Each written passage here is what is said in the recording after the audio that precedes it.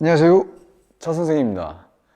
오늘 이야기 드릴 주제는 여러분들이 흔히 하시는 그 폼롤러로 하시는 운동들이 여러분들의 허리, 목, 그리고 무릎, 발목을 망치고 있다는 사실을 알고 계십니까? 그 이야기에서 조금 하려고 하는데요.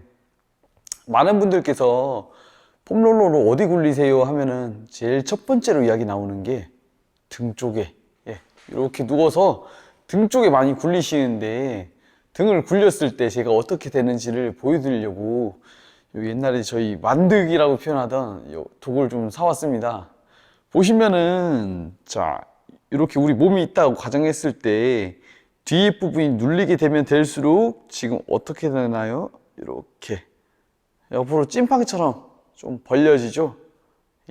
그러면 결국에 뒤를 압박시켜서 얘를 뒤를 풀어준다는 거는 이렇게 옆으로 벌어진다 생각하시면 좋을 것 같아요.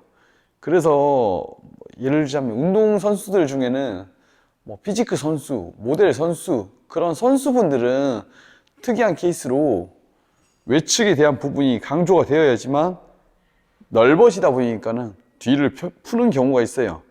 근데 우리는 건강을 위해서 이 폼롤러 운동을 하기 때문에 어떻게 풀어주셔야 되냐면 바깥쪽을 제가 한번 눌러 볼게요. 그러면 이렇게 쭉 길어지죠. 위아래로 이렇게 되면서 앞뒤에 대한 게 자꾸 두꺼워져요. 근데 이 앞뒤에 대한 거는 저희가 운동을 할 수가 있어요. 이게 무슨 말이냐면, 자, 이렇게 앞뒤로 두꺼워졌어요.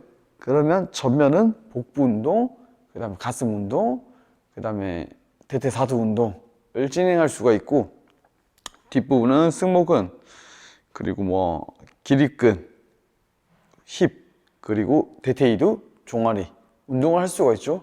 운동을 할 수가 있단 말은 지방층을 자꾸 얇게 만들 수 있단 말인데, 자, 우리가 만약에 뒤를 이렇게 풀어서 옆이 벌어졌어요. 그럼 이 옆은 어떻게 운동시켜야 될까요?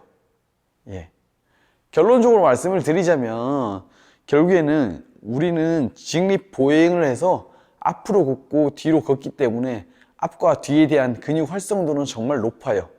그런데 반면에 외측부에 대한 근육 활성도는 거의 제로에 가까워요. 왜냐하면 사람이 옆으로 걷지는 않잖아요.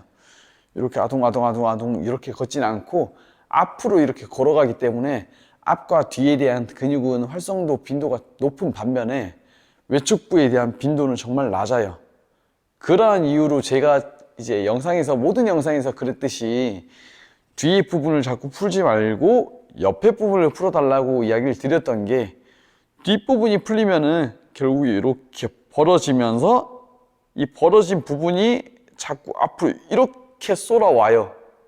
그러면 결국에 우리 할머니들처럼 어린 나이임에도 불구하고 구분등이 만들어질 수밖에 없고, 꼬부랑 할머니들처럼 저희도 어린 나이에 꼬부랑 상태가 되어버릴 수밖에 없고, 그렇기 때문에 결론적으로는 외측부에 대해서를 자꾸 풀어서 이렇게 찐빵처럼 만들어서 앞과 뒤에 대한 운동을 자꾸 지속적으로 해서 이거에 대한 그 근육군들이 자리를 잡을 수 있게 만들어 주시는 게 제일 좋다고 생각하시면 좋을 것 같아요. 그러니까 뒤는 절대 풀지 않는다. 뒤는 정말 특수한 경우가 빼고는 풀 일이 정말 없답니다. 그래서 오늘은 보다 더 쉽게 이 이론을 좀 접근해서 설명을 드리려고 어릴 때 이제 저희가 가지고 놀던 만득이라는 제품을 좀 사왔는데요. 이 만득이라는 제품으로 이렇게 제가 직접적으로 보여드리다 보니까는 좀 이해가 좀 쉬웠을 것 같은데, 그래서 그동안 제가 이론적인 부분만 자꾸 풀다 보니까 이해가 안 되셨던 분들이 좀 계셨을 거예요. 그런데 오늘은 이렇게 직접적으로 뒤에서 눌러도 봐드리고, 이렇게 뒤에서 눌러도 봐드리고, 옆에서 눌러도 봤기 때문에 좀 이해가 좀 더 편하시지 않을까 싶습니다. 그래서 오늘 영상을 보시고서도 궁금하시다면 밑에 댓글로 남겨주시고요.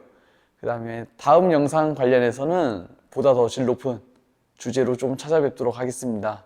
네, 감사합니다.